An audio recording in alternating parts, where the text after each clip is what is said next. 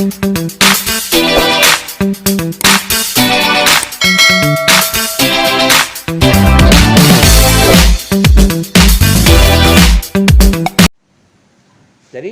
yang dikatakan hubungan pengarang dengan karya sastra. Nah, ini teori yang sebetulnya teori yang dianggap orang subjektif. Tapi ada kalanya kita ingin mencari asal-usul karya itu dari sisi pengarangnya. Karena dalam unsur karya sastra itu ada unsur intrinsik, ada unsur ekstrinsik. Unsur ekstrinsik itu sebetulnya adalah unsur yang mempengaruhi pengarang, bukan karangan. Jadi yang mempengaruhi pengarangnya. Mempengaruhi pengarangnya akhirnya lahirnya di karangan. Efeknya di karangan. Ya, apa itu unsur yang mempengaruhi pengarang itu? Ideologi, politik, sosial, budaya, pertahanan, keamanan, agama, dan kepercayaan. Mana yang lebih dominan? Saya ambil contoh begini. Kita ambil contoh politik nih. Kita pernah dijajah oleh masa Jepang. Ya, pernah dijajah oleh Jepang. 3,5 tahun kata orang membanding-bandingkan 3,5 tahun Jepang menjajah, parahnya kejamannya itu dirasa orang sama dengan 3,5 abad Belanda menjajah. Jadi Belanda itu menjajah kita 3,5 abad sama dengan 3,5 tahun Jepang menjajah. Nah, Jepang itu menjajah kita dengan penuh ancaman. Apa ancamannya? Jangan coba-coba. Jangan coba-coba menulis karya sastra yang menyinggung tentang kekejaman penjajah. Tapi sastrawan kita tidak habis akal. Dia mencari siasat bagaimana supaya unek-uneknya atau gambaran situasi pada masa itu bisa dia beritahukan kepada masyarakat. Kalau sekarang kan tidak. Sekarang Anda lihat di YouTube sejak polisi bawa belur. Sejak kasusnya Perina Sambo ini, orang mulai mungkin agak apa? KM50. Mulai orang ungkit orang-orang tentang kejaman polisi. Mulai orang ungkit masalah setoran judi dan sebagainya. Yang dulunya orang tidak berani. Siapa yang berani? Tapi karena zaman sekarang ini orang sudah, polisi sudah bawa belur, walaupun ada orang Pekanbaru yang kena tangkap. Sampai sekarang tidak diproses, sudah 20 hari. Karena tadi yang saya katakan gara-gara undang-undang ITE tadi. Dia memposting tentang kasus Perina Sambo itu di Instagramnya. Dijemput oleh Mabes. Ya, dijemput oleh Mabes.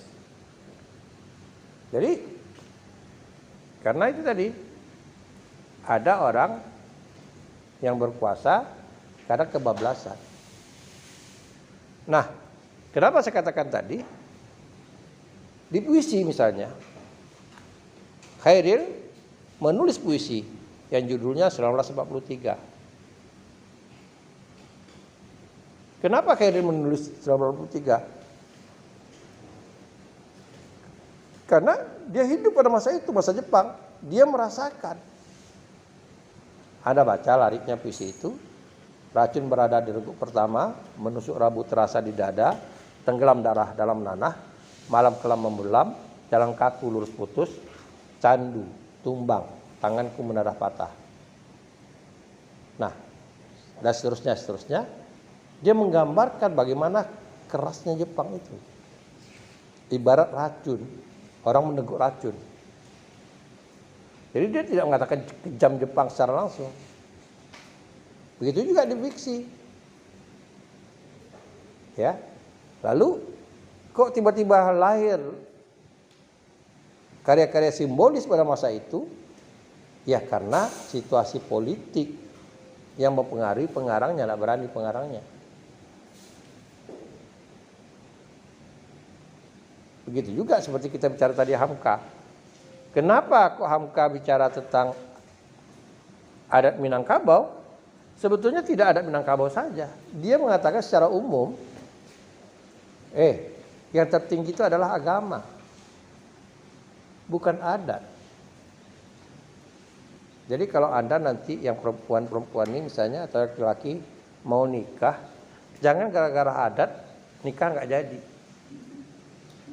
Ya, yang satu berasal dari Tapanuli nih, dia ingin ada tari tortor. Yang satu berasal dari Jawa, ingin ada reo.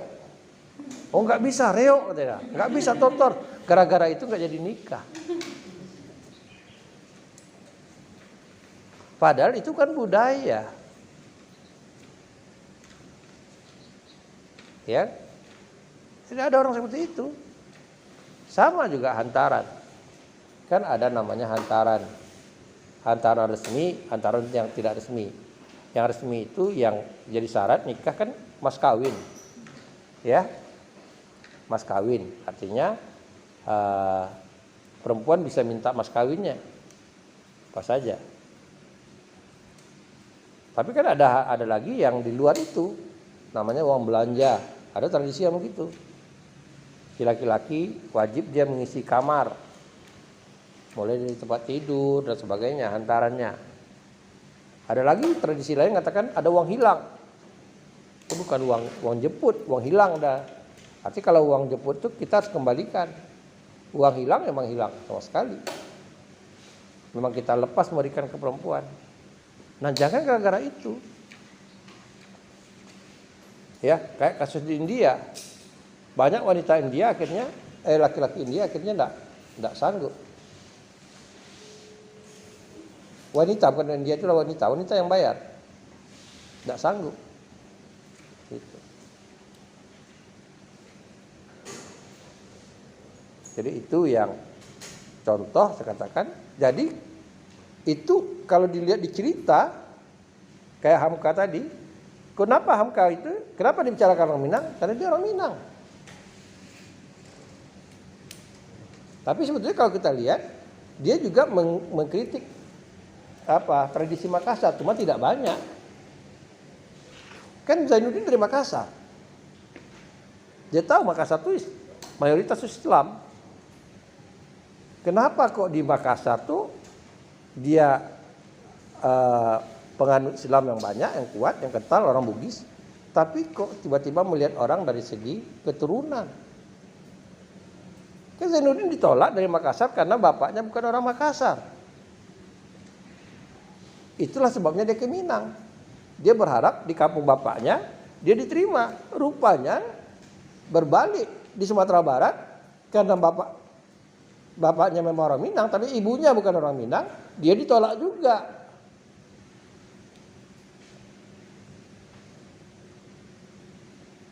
Jadi itu yang harus kita tahu.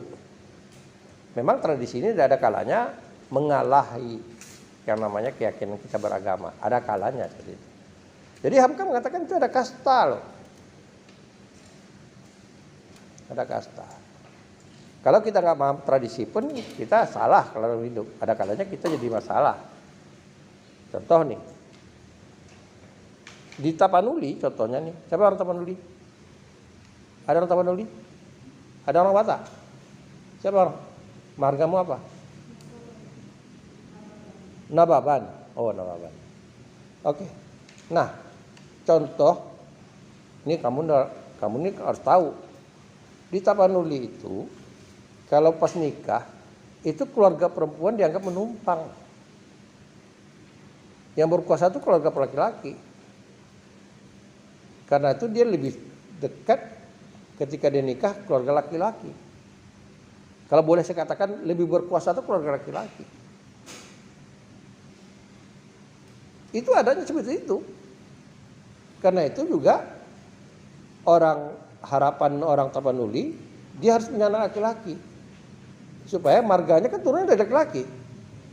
kamu nih putus tuh, marga nababannya sama kamu putus.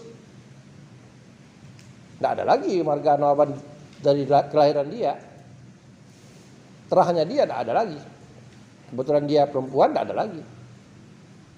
Marga yang turun itu dari suaminya nanti. Kalau dia ada suami, kalaupun dia laku. Ya kan, kalau nggak laku gimana dia bersuami? Gitu. Kamu Protestan. Nah, tinggalnya dari Inhu di mana? Oh, Matarampa. Oke, jadi itu harus tahu. Gitu. Tidak banyak orang tahu dengan tradisi. Kita harus tahu tradisi seperti itu. Ya, harus tahu kita. Beda dengan Sumatera Barat. Sumatera Barat, ya perempuan. Ya perempuan gitu. Oleh karena itu, kalau ada misalnya keluarga perempuan mau bangun rumah, pasti saudara laki-lakinya turun tangan. Pasti turun tangan. Karena yang berkuasa itu perempuan, bukan berkuasa arti kata apa? Terahnya itu materialnya perempuan, dominannya perempuan. Gitu. Jadi ini contoh yang sekelumit aja. Hamka itu dilihat dari segi pertama faktor agama yang berlatar belakangnya dia, ya, karena dia seorang buya, seorang mubaligh, seorang mendalami agama. Jadi dia berpikir melihat dari kacamata agama ada kesalahan dalam adat ini. Karena dalam adat Minang itu konsepnya adat berseni syarak berseni kitabullah. Kitabullah itu Al-Quran. Tapi kenyataannya tidak. Jadi Hamka itu ingin mengingatkan. Karena itu ketika tenggelamnya kapal itu terbit, Hamka itu dimusuhi oleh orang adat. Dianggap memburukkan orang adat. Malah tujuannya tidak. Jadi saya katakan sebetulnya Hamka itu tidak hanya bicara tentang adat Minang. Juga ada Makassar. Cuma tenggelamnya kapal Pandeglang itu dominannya peristiwa itu di Sumatera Barat. Kasus-kasusnya itu banyak di Sumatera Barat. Padahal yang dikatakannya bukan hanya Sumatera Barat, Makassar juga. Nyatanya Zainuddin lari dari Makassar karena ada tadi. Kenapa bertentangan? Dalam Islam nih yang membedakan manusia itu bukan jabatan, bukan saya dosen kamu mahasiswa, tapi yang membedakan kita itu adalah ketakwaan kita pada Allah. Itu dalam Quran itu. Yang membedakannya antara kita manusia ini adalah ketakwaan kita. Dia bukan harta, bukan jabatan. Bukan itu. Nah ini yang dikatakan kita memahami karya Hamka, kita harus tahu siapa Hamka sebenarnya. Begitu juga yang lain. Kita harus bicarakan karya Khairil nih. Aku ini binatang jalang, kata Khairil. Kok Khairil berani-beraninya mengatakan dia binatang jalang? Kenapa kok dikatakan dia berani mengatakan dia seperti binatang jalang? Kita harus tahu siapa Khairil. Kita baca riwayat Khairil. Siapa Khairil sebenarnya? Anda mungkin tidak banyak tahu. Khairil itu penyakitnya itu tanda penyakit kelamin. Dia meninggal itu karena penyakit kelamin. Penyakit sifilis, penyakit kelamin. Iya.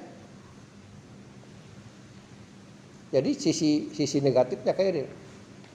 Khairil sisi negatifnya dia suka mencuri. Yang dicurinya itu buku. Dia nggak bisa beli buku. Kalau dia mau baca buku, dia pergi ke toko-toko buku. Pulangnya dia bawa buku. Gitu.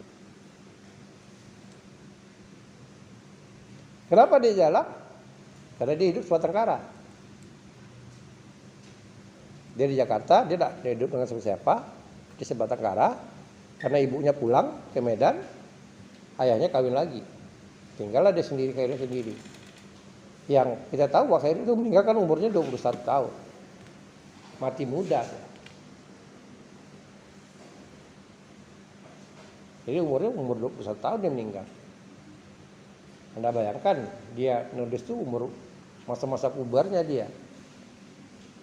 Masa-masa pubernya orang kan bisa saja tak ada kontrol. Sama sebetulnya, kalau jalang itu bisa jadi, Anda bisa jadi jalang kalau seandainya Anda tidak bisa mengontrolkan diri. Yang tak pernah kos, tiba-tiba kos. Yang biasa